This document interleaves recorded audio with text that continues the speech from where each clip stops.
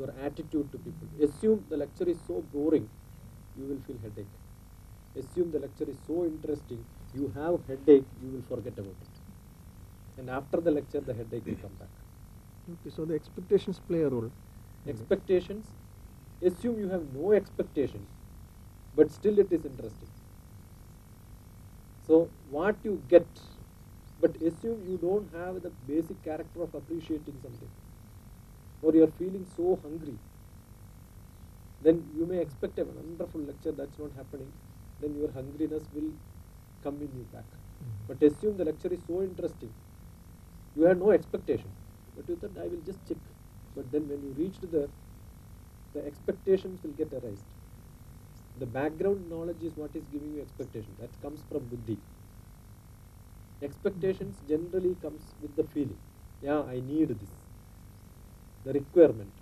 Is it because your mind is so satisfied with that talk and your buddhi doesn't give signals? Work. There are so much, for example, you have wonderful lecture by a politician or a public speaker. He speaks so good. 3 hours you are totally immersed in that. After the lecture, when you think, there is nothing, no content in that, but still you are happy. Because emotionally he could satisfy you, but intellectually there was nothing to give. So sometimes buddhi is not sufficient, but sometimes you feel this lecture have no content, my buddhi did not receive anything, but then you become depressed afterwards. It depends on your attitude again. There are people who enjoy momentarily, there are people who enjoy later. When you see a cinema, you will be so happy, so many jokes, enjoyed, but it will not stay in your mind for longer time. But there are some films which are not that enjoyable, but it stays in your mind for longer time. That gives you a longer enjoyment. So anything which gives you a longer enjoyment will be cherished for a long time. So when we talk about our attitude, the setting of such a attitude is essential in human being, so that you can sustain your happiness.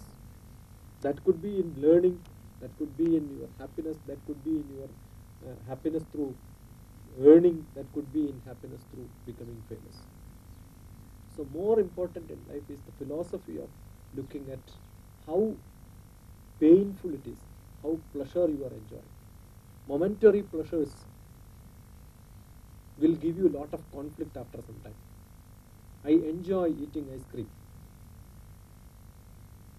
but the time your mind says, the manas, have the feeling of eating ice cream, the buddhi will tell you don't eat ice cream, because last week when you ate you had a throat infection. Does it not? So what you do? There is a conflict between your manas and the buddhi. The intellect and the mind have a conflict. So you start arguing internally whether to eat or not. Generally it is the brain, the buddhi that wins, and therefore your manas become upset and you don't eat ice cream. At night you will feel, or in your dream the ice cream will come, because inside of you there is what is called Atma. The Atma is like a judge. He does not intervene in your day-to-day activity. The manas controls your indriyas, and indriyas are what is causing the desire. It is either the taste, or listening to music, or seeing something, or touching somewhere. So that means the indriyas are what is causing your requirement, desire. Indriyas are the cause for desire. So indriya control indirectly will control your manas. You cannot control the manas directly. So how to clean your mind? If you clean your mind, then you have no problem. You will see ice cream. You cannot control the indriya straight. You will see, but your manas will not pick it up. It does not enter inside your manas. But if your manas has to judge, your brain has to work. No. Manas is not controlled by brain. Manas is like the RAM in the computer. Is it in the scriptures? It is always, it is just a reflector. It does not record anything. It is in the RAM. It just keeps for some time. It's like every software when you write in computer, you have got a temporary memory allocated for display.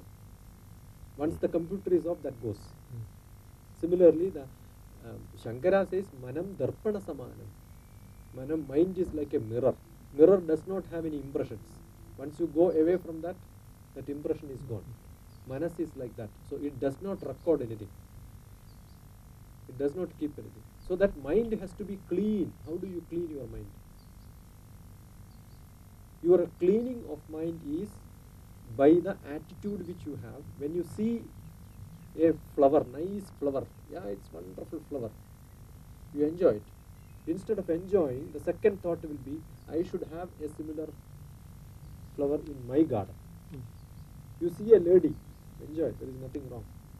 But second feeling will be, I should marry her. That second feeling is not from the manas, it is from the buddhi.